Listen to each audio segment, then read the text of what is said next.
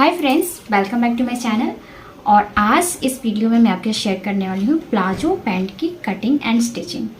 तो इसमें आपको इलास्टिक कैसे लगाना है, और फ्रंट में ये हमारा इलास्टिक नहीं है, बैक में इलास्टिक है, फ्रंट में बिना इलास्टिक वाली है।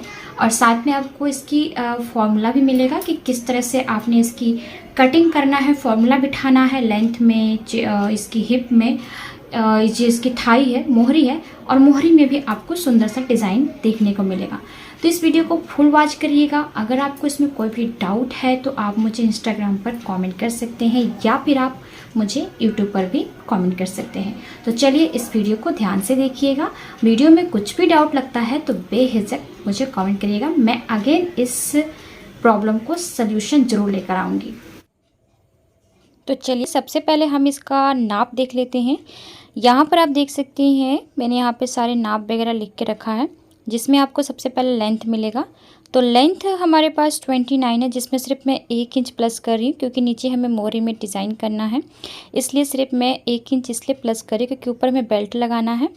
और यहाँ पर हमारा कमर 33, तो 33 का हम 4th पार्ट निकालेंगे, फिर इसमें हम 2.5 इंच एक्स्ट्रा लेंगे। ठीक है, ये हमारा कमर के लिए है। इसका फॉर्मूला आ जाते हैं हिप पर। तो हिप हमारे पास जितना है, जैसे हिप 37 है तो उसका हमें 4th पार्ट लेना है, और ये 4th पार्ट हमारा जैसे 9.2 आया तो उसमें हमने 2 इंच एक्स्ट्रा लेंगे, तो हमें 11.2 हिप के अकॉर्डिंग आसन निकालना, जैसे क्रॉस लाइन बोलते हैं। इसके बाद थाई हमारे पास 22 है तो इसका हमें हाफ कर देना है, तो ये आ जाएगा 11 इंच उसका रहता है। और मोहरी आपको उसी तरह से हाफ कर लेना है, जैसे 12 है तो उसका हाफ कर देना है।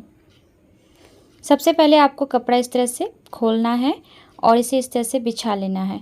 तो देखिए कपड़ा को हम लंबाई में इस तरह से बिछाएंगे, जैसे हम पेटीकोट की कटिंग करते हैं, कमर पट्टे निकालते हैं, वैसे हम इसको फोल्ड करेंगे इस तरह से। और फोल्ड करके सबसे पहले हम फ्रंट पार्ट निकालेंगे। तो कैसे निकालेंगे, सबसे पहले हमें लेंथ लेना है, लेंथ माप लेना है। तो लेंथ मैंने आपको जैसे बताया कि हमें 1 इंच ऊपर छोड़कर, यानी कि 29 प्लस 1 इंच 30 लेना है। 29 लेंथ थी, तो हम क्या करेंगे, यहाँ पर ऊपर एक हम अलग से बेल्ट लगाएंगे, इसलिए हम 1 इंच ऊपर छोड़ देंगे, और 1 इंच ऊपर छोड़ने के बाद हम इसे इस तरह से मापेंगे। तो 1 इंच छोड़कर हमने यहाँ पर 30 इंच का निशान लगा दिया है। इसके बाद इस लाइन को हमें इस तरह से मिला देना है। तो अभी मैं आपको दिखा दूँ कि हमने 1 इंच जो ऊपर छोड़ा है वहाँ हमें बेल्ट लगाना है, और ऐसे हम 32 लेते हैं। वैसे अगर हम इस पूरा लेते तो हमने इस तरह से 30 लिया है, यानी कि 29 हमारी जो है फिटिंग आएगी, और 1 इंच जो हमने लिया है ऊपर और नीचे सिलाई में चला जाएगा, क्योंकि मोहरी हमें डिज़ाइन वाली करनी है, फोल्ड नहीं करनी है, इसीलिए। अब आ जाते हैं हम यहाँ पर कमर के लिए। तो कमर हमारे पास जितना था, यानी कि कमर हमारे पास 33 था, उसका 4th पार्ट हमने 8.2 निकाला, उसके बाद उसमें हमने 2.5 इंच प्लस किया, तो टोटल हमने यहाँ पर लिया है 2.5 इंच प्लस करने के बाद देखिए यहाँ पर इस तरह से नाप लेना है। तो हमारे पास ये आ जा रहा था टोटल मापने के बाद 10.4, तो उसका हमने हाफ़ कर देना है। और हाफ़ करने के बाद जो हमने सेंटर पॉइंट निकाला है उसको 1.25 इंच दोनों साइड निशान लगाएंगे, एक 1.25 इंच इधर और 1.25 इंच इधर, ये टक्स लगेंगी, इसीलिए मतलब टक्स लगाने के बाद हमारी पूरी परफेक्ट यहाँ पर 8.2 आ जाएगा। इसके बाद हमें लेना है क्रॉस लाइन, उसके लिए हमें हिप को मापना होगा। हिप हमारे पास जितना था, यानी कि उसका 37 था, उसका 4th पार्ट प्लस 2 इंच, ऊपर से हमने 1 इंच छोड़ के ही निशान लगाना है, 11.2 पर निशान लगा दिया। ऊपर हमने 1 इंच हमें पहले छोड़ा है, इसलिए आपको अभी भी 1 इंच छोड़ के ही निशान लगाना है। उसके बाद आपको थाई पर आना है। थाई हमारा था 22, उसका हमने हाफ़ किया 11 पर निशान लगा दिया इसको इस तरह से। तो ये नीचे से अभी आपका 11 की चौड़ाई आई है, ऊपर से भी आपका 11.2 आया है। तो ये यहाँ पर हमारा जो क्रॉस लाइन का निशान लग चुका है, इसे आपको इस तरह से एक लाइन यहाँ पे ड्रॉ कर देना है कि ये हमारी क्रॉस लाइन है। तो इस तरह से आपको लाइन मिला देनी है। अब यहाँ से जो है ना, ये हमारा आसन बन चुका है इस साइड से। तो ये हमारा, इसको भी हमें हाफ़ करना है। जो हमारा थाई आया है उसको भी हम इस तरह से सेंटर पॉइंट निकालेंगे। इस सेंटर पॉइंट को आपको नीचे की तरफ लेके जाना है सीधा, जिससे हमारी मोहरी की भी सेंटर पॉइंट निकल जाएगी। तो इसे हमने इस तरह से नापने के बाद आप इंची टेप से ही हाफ़ कर दीजिएगा। तो ये सेंटर पॉइंट जो हमारा निकला है, उसी से हमें सेंटर पॉइंट कैसे निकालना है, देखिए सबसे पहले जो हमने सेंटर पॉइंट थाई का निकाला है उसको एकदम स्ट्रेट नीचे तक लेके जाएंगे, जहाँ तक मोहरी का निशान लगाना है हमें। अब हमारा मोहरी था हमारे पास 12, तो उसका हमने हाफ किया 6, तो 6 का भी हमें हाफ करना है। तो 3 इधर और 3 इधर, इस सेंटर पॉइंट से 3-3 इंच हमें दोनों साइड निशान लगा देना है। तो ये हमारी मोहरी की फिटिंग निशान लग जाएगी। अब हमें यहाँ पर थोड़ा सा आगे बढ़ाना है हल्का सा, और यहाँ इस तरह से राउंड शेप देना है, क्योंकि ये हमारी जो आसन बनती है तो यहाँ पे हल्का सा राउंड जाता है, इसीलिए आपको इस तरह से हल्का सा ही राउंड अंदर की तरफ ही लेके जाना है, बाहर ज़्यादा एक्स्ट्रा नहीं लाना है। अब ये वाला जो शेप पट्टी होता है उसको इस तरह से रखना है, और ये गुलाई वाला शेप पट्टी जो आएगा आसन के साइड में आएगा, तो इसे हम आसन के साइड में रख के इस तरह से पूरा मैच करेंगे। अब इसी को हमें इस तरह से रख देना है, इस तरह से, मतलब एक साइड से हमने उधर लगाया, दूसरे साइड को हमें इस तरह से मैच करना है। इधर स्ट्रेट तिरछी वाली पट्टी बनेगी और ये ऊपर की तरफ सीधा चला जाएगा। तो ये हमारा फ्रंट पार्ट है। आपको फ्रंट पार्ट की कटिंग करने के बाद हमारा बैक पार्ट बहुत इजी निकल जाता है। यहाँ से मैंने 4 इंच लंबाई लिया है, जो हमारी ये प्लेट्स पड़ेंगी। दूसरे साइड भी सेम इस तरह से निशान लगाने के लिए बीच में हम कट पॉइंट लगा देंगे, और कट पॉइंट लगाने के बाद दोनों साइड, जैसे हमने इधर 4 इंच का निशान लगाया, वैसे ही दोनों साइड हम 4-4 इंच निशान लगा देंगे। जब ये दोनों प्लेट्स पड़ जाएंगी तो हमारी कमर फिटिंग करने के बाद 8.2 ही आएगा, जैसे हमारा जितना कमर है उतना ही आएगा। तो अगर टक्स पॉइंट आप नहीं रख रहे हैं तो आप अपना ओनली जितना आपका कमर था उतना ही लीजिए, और उसमें 1 इंच प्लस कर दीजिएगा। हमने यहाँ 2.5 इंच इसीलिए लिया था टक्स पॉइंट लगाने के लिए। अब फिर से हम कपड़ा को बिछाएंगे, फ्रंट पल्ला सेम ऐसे रख देंगे, लेकिन आपको थोड़ा सा बढ़ा के रखना है। ये जो हमारा हिप साइड में है, यानी कि आसन साइड में, वहाँ से ये 1.5 इंच ऊपर की तरफ निशान लगेगा। इधर कोई बढ़ाना नहीं है, इधर आपका कुछ भी नहीं बढ़ेगा, जैसे है सेम वैसे ही रहेगा।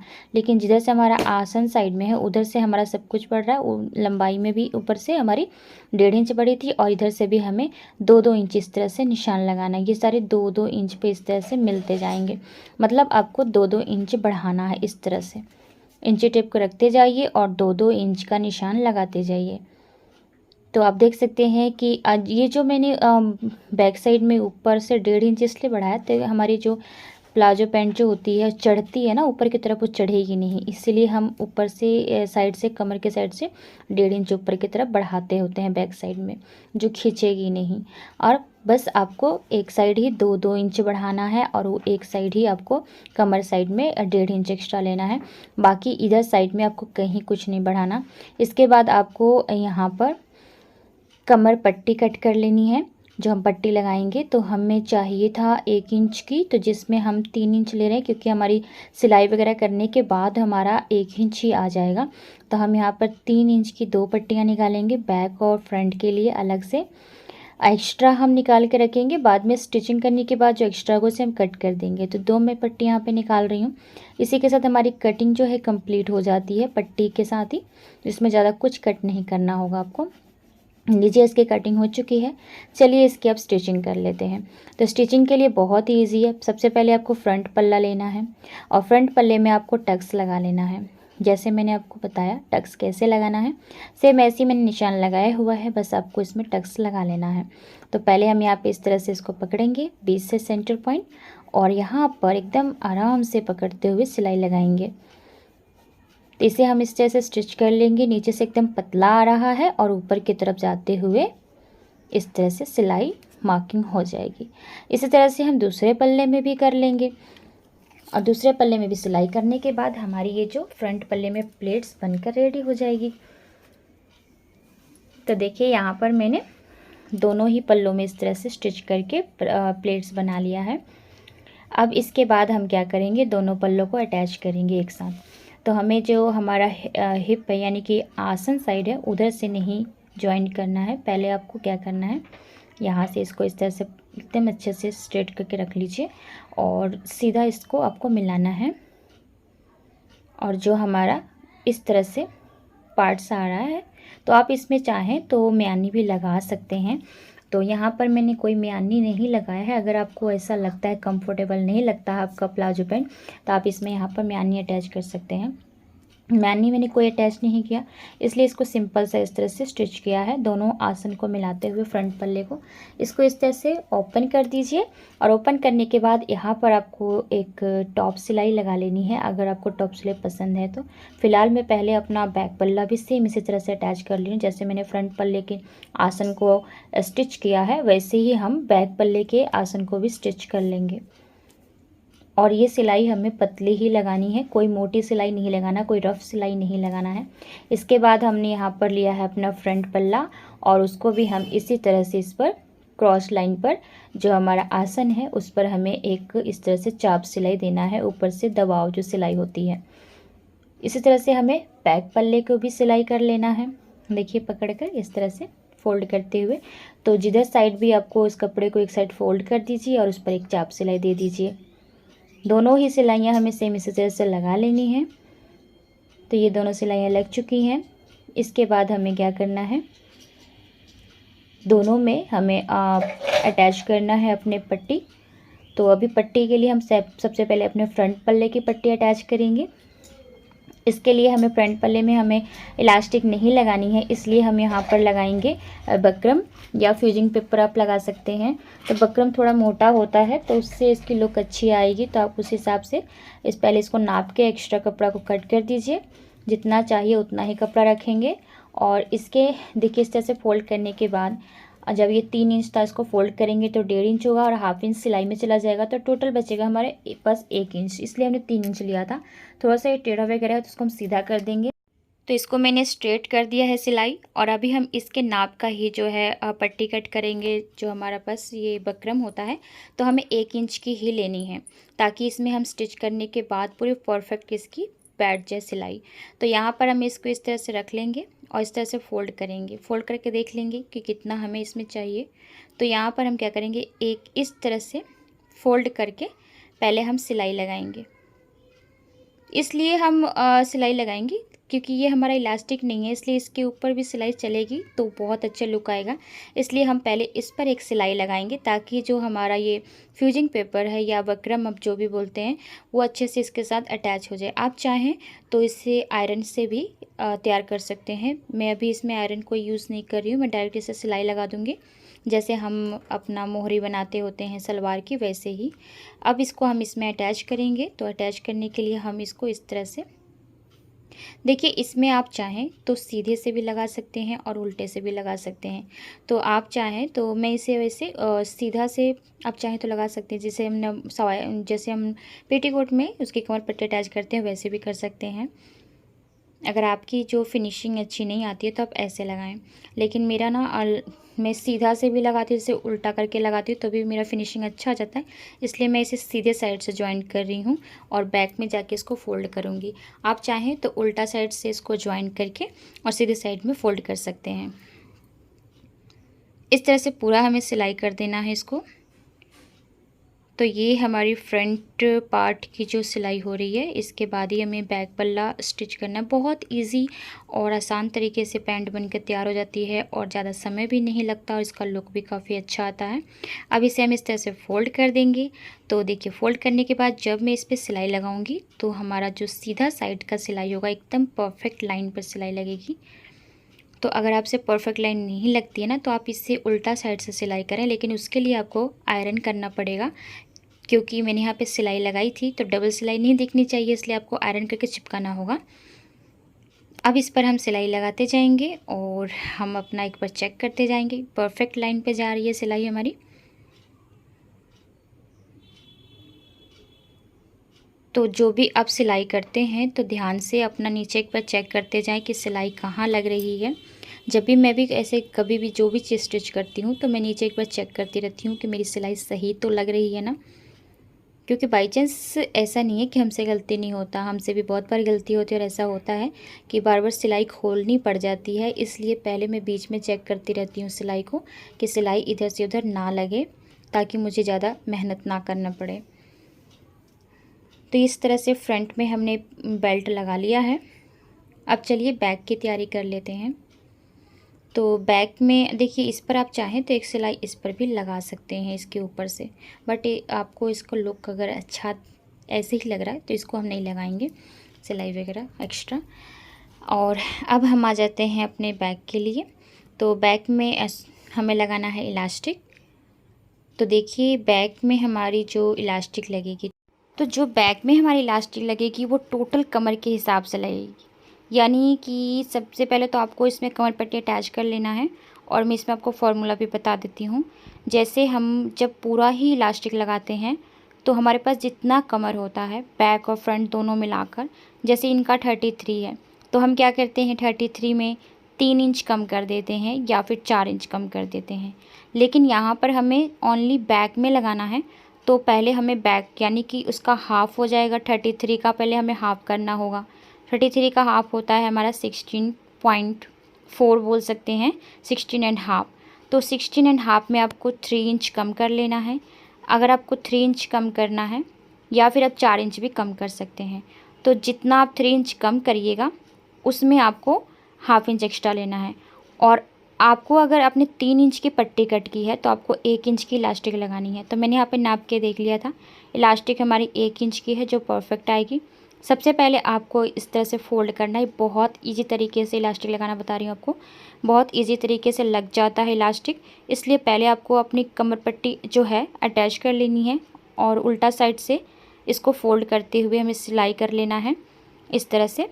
और सिलाई करने के बाद अभी मैंने आपको इलास्टिक का फॉर्मूला भी बता दिया है। जैसे बैक में हमारा जितना आएगा हाफ़ करेंगे कमर का, तो कमर का हाफ़ हमारा 16.5 या 4 बोल सकते हैं।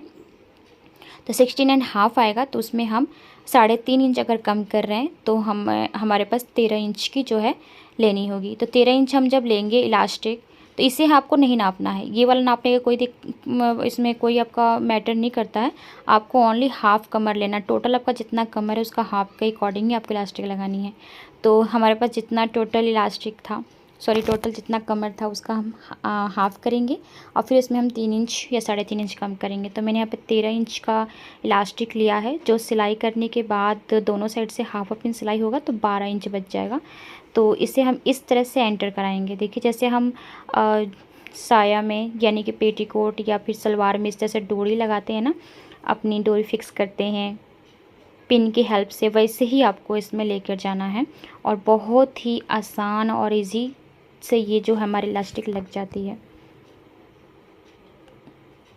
आपको आराम से इसको इलास्टिक को अंदर की तरफ लेके जाना है और आराम से इसको जब हम इसमें लेकर चले जाएंगे तो एक साइड इसको सिलाई कर लेना है। इतना लेकर अच्छे से इसको 2-3 बार सिलाई कर दीजिए ताकि एक साइड ही आपका कवर हो जाएगा, निकलेगा नहीं। एक साइड हमने सिलाई कर लिया है। अब हम इसको इस तरह से फैलाएंगे पूरा, और फैलाने के बाद हम पूरा अच्छे से फैला लेंगे। और दूसरे साइड भी जैसे हमने एक साइड सिलाई किया वैसे ही हम दूसरे साइड भी सिलाई कर लेंगे। तो दूसरे साइड भी हमें इसको इस तरह से फोल्ड करते हुए सिलाई लगा लेनी है। तो ये देखिए हमने इसको भी सिलाई लगा देना है। और इसके बाद ही आपकी इलास्टिक कंप्लीट नहीं होती है। इसके बाद क्या होता है, जब हम इसको इस तरह से छोड़ देते हैं ना तो इलास्टिक मुड़ने लगती है। इसलिए हम क्या करेंगे, यहाँ पर 2 सूत छोड़कर एक सिलाई लगाएंगे और आपको इसको खींचते हुए सिलाई लगाना है। पीछे से भी खींचना है और आगे से भी खींचना है, जिससे ये सिकुड़न होगा और ये लुक भी अच्छा आता है और इलास्टिक अच्छे से बैठ भी जाती है। इसलिए आपको क्या करना है, आगे से भी खींचना है और पीछे से, और मशीन को लगातार चलाते जाना है। इसी तरह से आपको एक और सिलाई लगानी है इसके बीचों बीच। तो इसमें आप क्या करेंगे, इसको फिर से घुमाएंगे और 2 सूत और बढ़ाएंगे और बढ़ाने के बाद फिर से इसको सिलाई लगाएंगे। फिर से आपको पीछे की तरफ खींचना है और आगे की तरफ भी खींचना है और मशीन को लगातार चलाते जाना है। देखिए बहुत इजी तरीके से आपकी इलास्टिक लग गई है और बहुत ही कंफर्टेबली और बहुत ही सुंदर लुक देने वाली इलास्टिक हमारी लगकर तैयार हो चुकी है। अब हम क्या करेंगे, हमारी बैक और फ्रंट दोनों की कमर जो है कंप्लीट हो चुकी है और इलास्टिक आप लुक खुद ही देख सकते हैं, बहुत ही प्यारी लुक आई है। तो इस तरह से अगर आप इलास्टिक लगाते हैं तो समय की भी कमी जो होती है ना वो नहीं रहती, यानी समय भी बच जाता है और बहुत अच्छा लुक भी आ जाता है और आसान भी लगता है। अब हम दोनों पार्ट्स को इस तरह से अटैच कर देंगे। तो एक साइड से पहले हम सिलाई कर लेंगे पूरा। और देखिए ये हम सिंपल बना रहे हैं, कोई पॉकेट वाला नहीं बना रहे हैं। अगर आपको पॉकेट वाला चाहिए तो आप कमेंट में अपना प्यारा सा कमेंट कर दीजिएगा कि हमें पॉकेट वाला चाहिए, तो मैं उस पर भी वीडियो शेयर कर दूँगी आपको। तो पहले हम एक साइड सिलाई कर लेंगे और देखिए जब हम पॉकेट वाला बनाते हैं ना, तो इसमें भी सेम यही सब कुछ रोल होता है, बस आपको पॉकेट एक्स्ट्रा जो होगा वही आपको अटैच करना होगा, बाकी सब कुछ यही रोल होगा। यहाँ तक सिलाई लगाने के बाद इस पर भी हमें एक चाप सिलाई देना है, दबाव वाली सिलाई देनी है। तो यहीं से आप इस तरह से टाइम वेस्ट ना करते हुए फोल्ड कर दीजिए और नाखूनों से क्रीज लगा दीजिए और इस पर एक सिलाई लगा दीजिए। इस सिलाई लगाने से ना एक तो इसका लुक अच्छा आता है, दूसरी इसमें सिलाई में काफ़ी जैसे कपड़े में मजबूती आती है, सिलाई जल्दी खुलती नहीं है, इसलिए हम इसको लगाते होते हैं और इसका लुक भी अच्छा आता है। इसी तरह से एक साइड हमने सिलाई कर लिया, अब चलते हैं दूसरे साइड सिलाई करने इसको। फिर हम इसको इस तरह से फोल्ड कर देंगे और फोल्ड करने के बाद हम दूसरी तरफ सिलाई लगाएंगे। जैसे हमने एक साइड सिलाई लगाया सेम उसी तरह से सिलाई इसको भी लगा लेना है।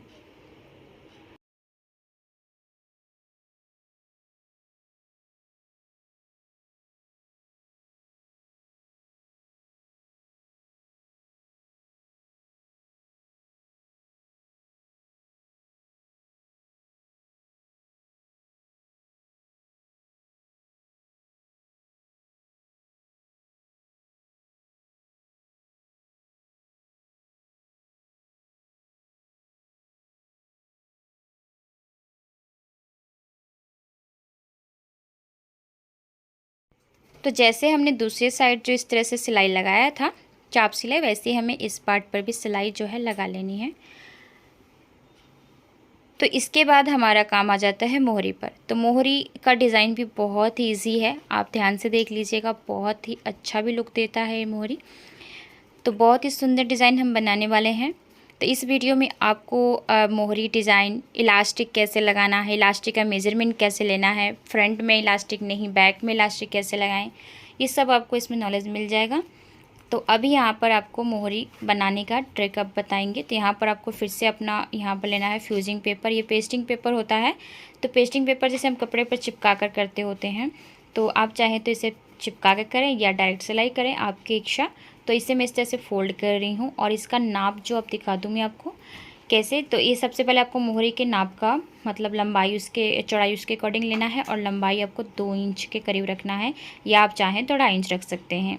उस हिसाब से आपको जितना लंबा लेना है उतना ले सकते हैं। तो मैंने यहाँ पे 2.5 इंच लिया क्योंकि सिलाई करने के बाद 2 इंच ही आ जाएंगी। और इसके बाद आपको इस तरह से इसको इंची टेप या फिर अपना इस तरह से नाप लेना है। तो ये हमारा इसको नाप हम किसके हिसाब से रखेंगे, जो हमारा मोहरी है, पैंट की मोहरी है, उसी हिसाब से हम इसको रखेंगे। तो यहाँ पर ये जितना एक्स्ट्रा आएगा हमें उसको हटा देना है, क्योंकि उसकी हमें ज़रूरत नहीं है। तो एक्स्ट्रा वाले को हमें नहीं रखना है, यहाँ से हम हटा देंगे कट करके दोनों ही साइड से। और एक साथ ही मैं दोनों ही पार्ट्स को कट कर रही हूँ, दोनों हमारी मोहरी पैर की।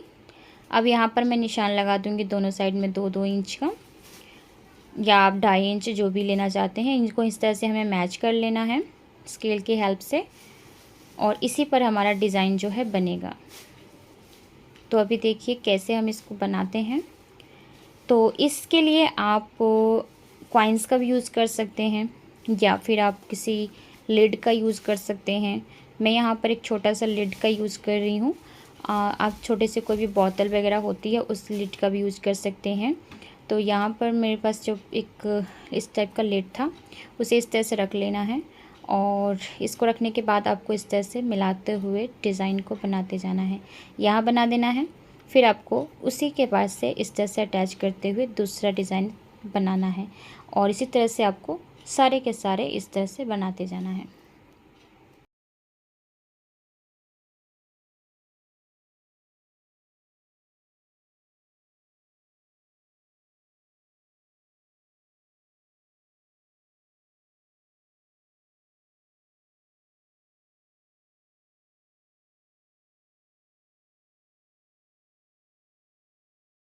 तो इसके बाद आपको जो डिज़ाइन हमने बनाया है इसी के ऊपर से इसको कट कर लेना है इस तरह से।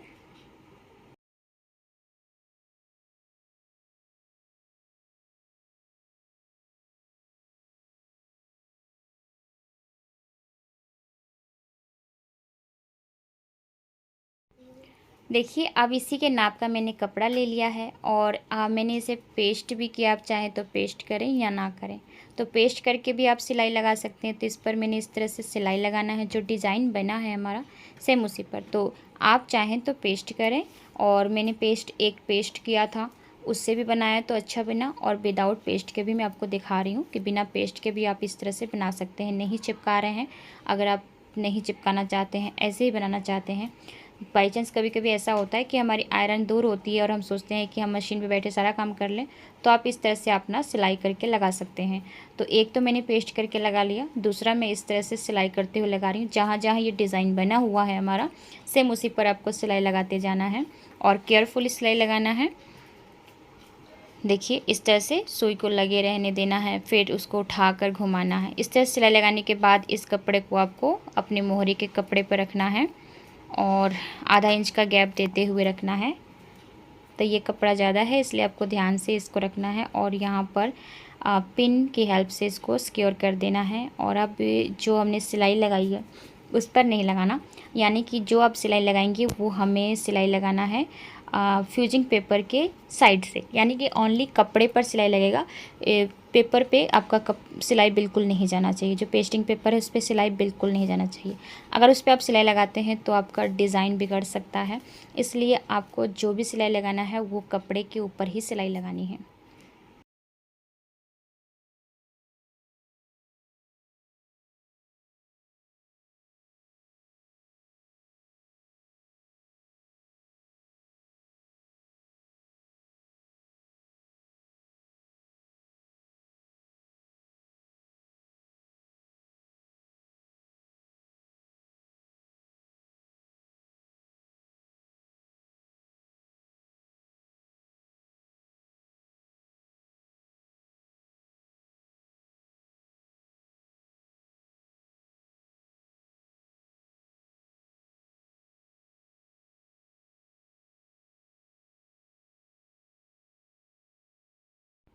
तो इसको सिलाई लगाने के बाद आपको इस तरह से कपड़े को कट करना है। जैसे डिज़ाइन बनाया है हमने वैसे ही कट करना है। थोड़ा सा कपड़ा छोड़ते हुए कट करेंगे और आराम से कट करेंगे, कोई जल्दबाजी नहीं करेंगे इसे कट करने में। नहीं तो ऐसा हो सकता है आप इससे जल्दबाजी में कट करें तो जो सिलाई वाला पार्ट है वो ना कट हो जाए। इसलिए आपको केयरफुल इसको कट करना है, बहुत ही केयरफुली से। तो ये देखिए इस तरह से कैंची को घुमाते हुए और साइड से अपना थोड़ा सा कपड़ा छोड़ते हुए कट करेंगे।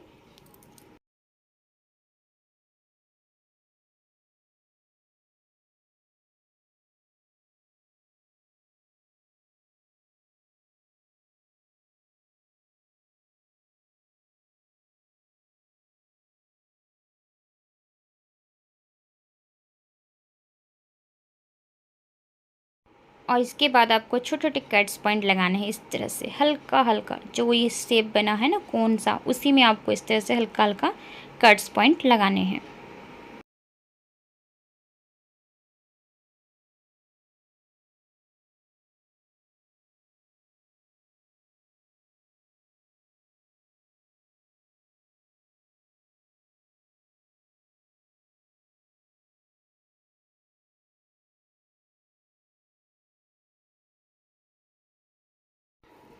अब इस तरह से हमें पलट लेना है और आप देख सकते हैं इसका फिनिशिंग कितना अच्छा आया है।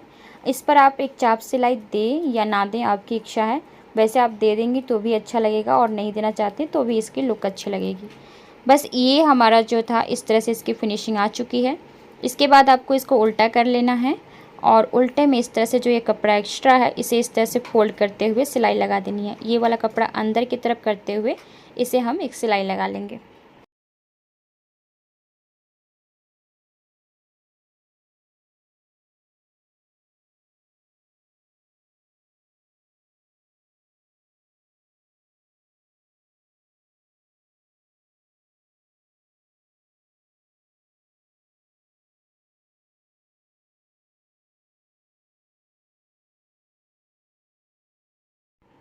तो देखिए यहाँ पर हमारी दोनों मोहरियाँ बनकर रेडी हो चुकी हैं।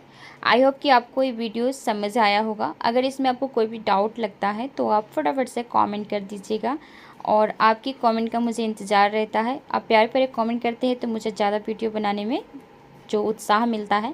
अब इसे इस तरह से हमें फोल्ड कर देना है और हमारी जितनी मोहरी थी उस पर इस तरह से सिलाई लगा देना है। जैसे हम मोहरी की सिलाई लगाते हैं वैसे ही हमें नीचे से पूरी सिलाई लगाते हुए आना है और मोहरी जहाँ पर हमें अच्छे से चाप सिलाई इसको दे देना है, मतलब 2-3 बार अच्छे से सिलाई करते हुए। और जैसे हमारा ये हमारा जो क्रॉस पॉइंट है उसको भी मिलाते हुए सिलाई कर लेंगे इस तरह से। और इस पर आप चाहें तो 2-3 बार अच्छे से सिलाई लगाएं, ताकि ये बहुत जल्दी फट जाते हैं नीचे से, इसलिए आपको 2-3 बार अच्छे से सिलाई लगाना। मैं आपको एक बार ही सिलाई लगा कर दिखाऊंगी। वैसे आप अगर कस्टमर का बनाए या फिर अपने लिए बनाए जब भी, तो आप यहाँ पर 2-3 बार अच्छे से सिलाई लगा। देखिए ये क्रॉस पॉइंट को आपको अच्छे से दोनों पॉइंट्स को मिला देना है। बाई चांस किसी किसी की क्रॉस पॉइंट मिलती नहीं है और इससे क्या होता है, इसमें खिंचाव आता है, इसलिए आपको दोनों ही क्रॉस पॉइंट को मिलाते हुए सिलाई करना है और दूसरे साइड भी हम सेम इस तरह से स्टिच कर लेंगे। तो देखिए हमारा जो प्लाजो पैंट बनकर रेडी हो चुका है। आई होप कि आपको वीडियो अच्छी लगी होगी। अगर वीडियो अच्छी लगती है तो ढेर सारा प्यार दे के जाइएगा और नेक्स्ट वीडियो के लिए चैनल को सब्सक्राइब करके बेल आइकन दबा दीजिएगा। चलिए मिलते हैं आपसे नेक्स्ट वीडियो में। Tata bye bye.